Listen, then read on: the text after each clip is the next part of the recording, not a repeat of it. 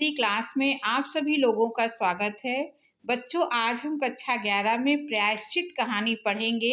ये बहुत ही अच्छी कहानी है और इसे भगवती चरण वर्मा ने लिखा है। तो इस पूरी कहानी को आज हम इस वीडियो में पढ़ने वाले हैं। तो बच्चों, आप वीडियो को आखिरी तक देखिएगा ताकि आपको कहानी अच्छे से समझ में आ जाए। और इस तरह के और भी वीडियो पाने के लिए आप चैनल को सब्सक्राइब जरूर करिएगा। ऐसे वीडियो आपके लिए लगातार बनते रहेंगे। तो अब हम लोग प्रायश्चित कहानी को पढ़ना शुरू करते हैं।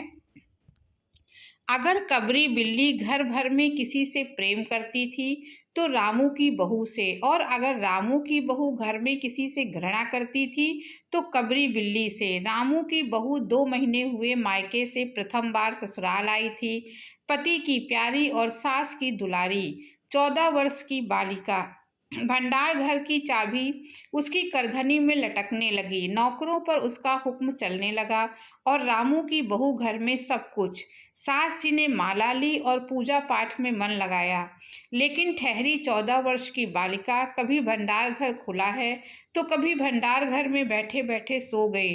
कबरी बिल्ली को मौका मिला, घी दूध पर अब वो जुट गई।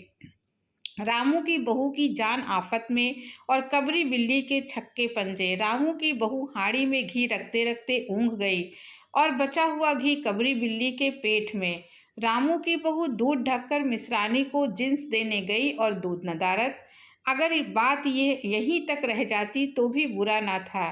कबरी रामू की बहू से कुछ परच गई थी कि रामू की बहू के लिए खाना पीना दुश्वार। रामू की बहू के कमरे में रबड़ी से भरी कटोरी पहुंची और रामू जब तक आए तब कटोरी साफ चटी हुई। बाजार से मलाई आई और जब तक रामू की बहू ने पान लगाया मलाई गायब। रामू की बहू ने तय कर लिया कि या तो वही घर में रहेगी या फिर कबरी बिल्ली ही। मोर्चाबंदी हो गई और दोनों सतर्क। बिल्ली फंसाने का कटघरा आया। उसमें दूध, मलाई, चूहे और भी बिल्ली को स्वादिष्ट लगने वाले विविध प्रकार के व्यंजन रखे गए, लेकिन बिल्ली ने उधर निगाह तक न डाली। इधर कबरी ने सरगर्मी दिखाई। अभी तक तो वो रामू की बहू से डरती थी, पर अब वो साथ लग गई, लेकिन इतने फासले पर कि रामू की बहू उस पर हाथ न लगा सके। कबरी के हौसले बढ़ जाने से रामू की बहू को घर में रहना मुश्किल हो गया। उसे मिलती थी सास की मीठी झिड़कियां और पति देव को मिलता था रूखा सूखा भोजन। एक दिन रामू की बहू ने रामू के लिए खीर बनाई। पिस्ता, बादाम, मखाने और तरह तरह के मेवे दूध में औटाए गए। सोने का वर्क चिपकाया गया और खीर से भरकर कटोरा कमरे के एक ऐसे ऊंचे ताक पर रखा गया जहां बिल्ली ना पहुंच सके। रामू की बहू इसके बाद पान लगाने में लग गई। उधर बिल्ली कमरे में आई। ताक के नीचे खड़े होकर उसने ऊपर कटोरे की ओर देखा। सूंघा, माल अच्छा है। ताक की ऊंचाई अंदाजी और रामू की बहू पान लगा रही है। पान लगाकर रामू की बहू सास जी को पान देने चली गई और कबरी ने छलांग मारी। पंजा कटोरे में लगा और कटोरा झंझनाहट की आवाज के साथ फर्श पर। आवाज रामू की बहू के कान में पहुंची। सास के सामने पान फेंक कर वो दौड़ी। क्या देखती है कि फूल का कटोरा टुकड़े टुकड़े, खीर फर्श पर, बिल्ली डटकर खीर उड़ा रही है। रामू की बहू को देखते ही कबरी चंपत। रामू की बहू पर खून सवार हो गया। ना रहे बांस, ना बजे बांसुरी। रामू की बहू ने कबरी की हत्या पर कमर कस ली। रात भर उसे नींद ना आई। जिस दांव से कबरी पर वार किया जाए और फिर जिंदा ना बचे, यही पड़े पड़े सोचती रही। सुबह हुई और वो देखती है कि कबरी देहरी पर बैठी बड़े प्रेम से उसे देख रही है। रामू की बहू ने कुछ सोचा, इसके बाद मुस्कुराती हुई वो उठी। कबरी रामू की बहू के उठते ही खिसक गई। रामू की बहू एक कटोरा दूध कमरे के दरवाजे की देहरी पर रखकर चली गई। हाथ में पाटा लेकर वो लौटी तो देखती है कि कबरी दूध पर जुटी हुई है। मौका हाथ में आ गया। सारा बल लगाकर पाटा उसने बिल्ली पर पटक दिया। कबरी ना हिली, ना डुली, ना चीखी, ना चिल्लाई, बस एकदम उलट गई। आवाज जो हुई तो मेहरी झाड़ू छोड़कर, मिश्रानी रसोई छोड़कर और सास पूजा छोड़कर घटना स्थल पर उपस्थित हो गई। रामू की बहू सिर झुकाए हुए अपराधिनी की भांति बातें सुन रही है। मेहरी बोली, अरे राम, बिल्ली तो मर गई माँ जी। बिल्ली की हत्या बहू से हो गई, ये तो बुरा हुआ। मिश्रानी बोली, माँ जी, बिल्ली की हत्या और आदमी की हत्या बराबर है। हम तो रसोई ना बनावेंगी जब तक बहू के सिर हत्या रहेगी। सास जी बोली, हाँ ठीक तो कहती हो। अब जब तक बहू के सिर से हत्या ना उतर जाए तब तक ना कोई पानी पी सकता है ना खाना खा सकता है। बहू, ये क्या कर डाला। मेहरी ने कहा, फिर क्या हो, कहो तो पंडित जी को बुला लाएं। सास की जान में जान आई। अरे हाँ, जल्दी दौड़ के पंडित जी को बुला ला। बिल्ली की हत्या की खबर बिजली की तरह पड़ोस में फैल गई। पड़ोस की औरतों का रामू के घर में तांता बंध गया। चारों तरफ से प्रश्नों की बौछार और रामू की बहू सिर झुकाए बैठी। पंडित परम सुख को जब ये खबर मिली उस समय वे पूजा कर रहे थे। खबर पाते ही वे उठ पड़े। पंडिताइन ने मुस्कुराते हुए बोले, भोजन ना बनाना। लाला घासीराम की पतोहू ने बिल्ली मार डाली, प्रायश्चित होगा, पकवानों पर हाथ लगेगा। पंडित परम सुख चौबे छोटे से मोटे से आदमी थे। लंबाई 4 फुट 10 इंच और तोंद का घेरा 58 इंच। चेहरा गोलमटोल, मूछ बड़ी बड़ी, रंग गोरा, चोटी कमर तक पहुंचती हुई। कहा जाता है कि मथुरा में जब पंसेरी खुराक वाले पंडितों को ढूंढा जाता था तो पंडित परम सुख को उस लिस्ट में प्रथम स्थान दिया जाता था। पंडित परम सुख पहुंचे और कोरम पूरा हुआ। पंचायत बैठी। सास जी, मिश्रानी, किस्नू की माँ, छन्नू की दादी और पंडित परम सुख। बाकी स्त्रियां बहू से सहानुभूति प्रकट कर रही थी।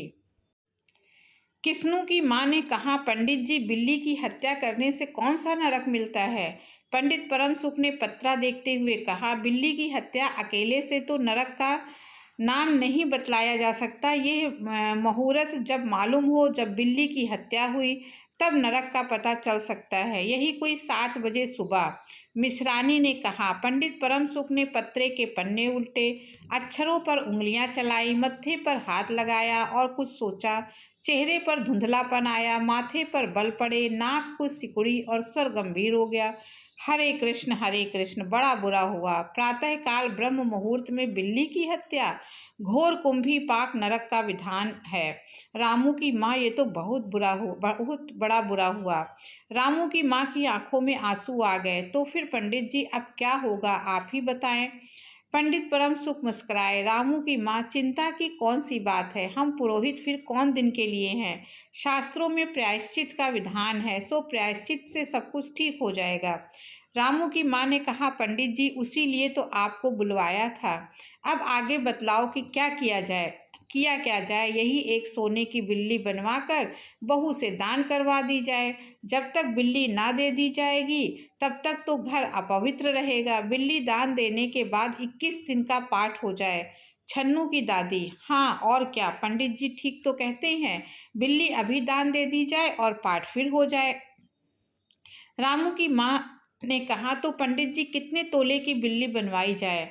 पंडित परम सुख मुस्कुराए। अपनी तोंद पर हाथ फेरते हुए उन्होंने कहा, बिल्ली कितने तोले की बनवाई जाए। अरे रामू की माँ, शास्त्रों में तो लिखा है कि बिल्ली के वजन भर सोने की बिल्ली बनवाई जाए, लेकिन अब कलयुग आ गया है, धर्म कर्म नाश का हो गया है, श्रद्धा नहीं रही। सो रामू की माँ, बिल्ली के तौल भर की बिल्ली तो क्या बनेगी, क्योंकि बिल्ली 20-21 शेर से कम की क्या होगी। हाँ, कम से कम 21 तोले की बिल्ली बनवा के दान करवा दो और आगे तो अपनी अपनी श्रद्धा। रामू की माँ ने आंखें फाड़कर पंडित परम सुख को देखा। अरे बाप रे, 21 तोला सोना। पंडित जी, ये तो बहुत है, तोला भर की बिल्ली से काम न निकलेगा। पंडित परम सुख हंस पड़े। रामू की माँ, 1 तोला सोने की बिल्ली। अरे रुपया का लोभ बहू से बढ़ गया। बहू के सिर बड़ा पाप है, इसमें इतना लोभ ठीक नहीं। मोल तोल शुरू हुआ और मामला 11 तोले की बिल्ली पर ठीक हो गया। इसके बाद पूजा पाठ की बात आई। पंडित परम सुख ने कहा, उसमें क्या मुश्किल है, हम लोग किस दिन के लिए हैं। रामू की माँ, मैं पाठ कर दिया करूँगा, पूजा की सामग्री आप हमारे घर भिजवा देना। पूजा का सामान कितना लगेगा। अरे कम से कम सामान में हम पूजा कर देंगे। दान के लिए करीब 10 मन गेहूँ, 1 मन चावल, 1 मन दाल, मन भर तिल, 5 मन जौ और 5 मन चना, 4 पसेरी घी और मन भर नमक भी लगेगा। बस इतने से काम चल जाएगा। अरे बाप रे, इतना सामान! पंडित जी, इसमें तो 100-150 रुपया खर्च हो जाएगा, रामू की माँ ने रुआंसी होकर कहा। फिर इससे कम में तो काम ना चलेगा। बिल्ली की हत्या कितना बड़ा पाप है। रामू की माँ, खर्च को देखते वक्त पहले बहू के पाप को तो देख लो। ये तो प्रायश्चित में उसे वैसा खर्चा भी करना पड़ता है। आप लोग कोई ऐसे वैसे थोड़े हैं। अरे 100-150 रुपया आप लोगों के हाथ का मैल है।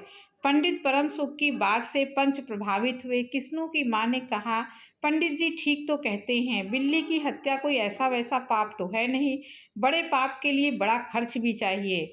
छन्नू की दादी ने कहा, और नहीं तो क्या, दान पुण्य से ही पाप कटते हैं, दान पुण्य में किफ़ायत ठीक नहीं।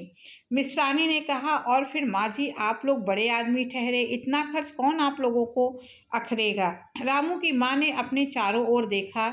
सभी पंच पंडित जी के साथ। पंडित परम सुख मुस्कुरा रहे थे। उन्होंने कहा, रामू की माँ, एक तरफ तो बहू के लिए कुंभी पाक नरक है और दूसरी तरफ तुम्हारे जिम्मे थोड़ा सा खर्चा है, सो उससे मुंह ना मोड़ो। एक ठंडी सांस लेते हुए रामू की माँ ने कहा, अब तो जो नाच नचाओगे नाचना ही पड़ेगा। पंडित परम सुख जरा कुछ बिगड़ कर बोले, रामू की माँ, ये तो खुशी की बात है, अगर तुम्हें यह अखरता है तो ना करो, मैं चला। इतना कहकर पंडित जी ने पोथी पत्रा बटोरा। अरे पंडित जी, रामू की माँ को कुछ नहीं अखरता, बेचारी को कितना दुख है, बिगड़ो ना। मिश्रानी, छन्नू की दादी और किस्नू की माँ ने एक स्वर में कहा। रामू की माँ ने पंडित जी के पैर पकड़े और पंडित जी ने अब जमकर आसन जमाया। और क्या हो, 21 दिन के पाठ के 21 रुपए और 21 दिन दोनों बखत 5-5 ब्राह्मणों को भोजन करवाना पड़ेगा। कुछ रुककर पंडित परम सुख ने कहा, सो इसकी चिंता ना करो, मैं अकेले दोनों समय भोजन कर लूँगा और मेरे अकेले भोजन करने से 5 ब्राह्मण के भोजन का फल मिल जाएगा। ये तो पंडित जी ठीक कहते हैं। पंडित जी की टोन तो देखो। मिश्रानी ने मुस्कुराते हुए पंडित जी पर व्यंग्य किया। अच्छा तो फिर प्रायश्चित का प्रबंध करवाओ। रामू की माँ, 11 तोला सोना निकालो, मैं उसकी बिल्ली बनवा लाऊं। 2 घंटे में मैं बनवा कर लौटूंगा। तब तक सब पूजा का प्रबंध कर रखो और देखो पूजा के लिए। पंडित जी की बात खत्म भी ना हुई थी कि मेहरी हाँफती हुई कमरे में घुस आई और सब लोग चौंक उठे। रामू की माँ ने घबरा कर कहा, अरे क्या हुआ री? मेहरी ने लड़खड़ाते स्वर में कहा, माँ जी, बिल्ली तो उठकर भाग गई। तो बच्चों, ये कहानी आपको अच्छे से समझ में आ गई होगी। आप इसे शेयर करिए, लाइक कीजिएगा। अगर आपको अच्छा लगा हो तो इसे सब्सक्राइब करिएगा।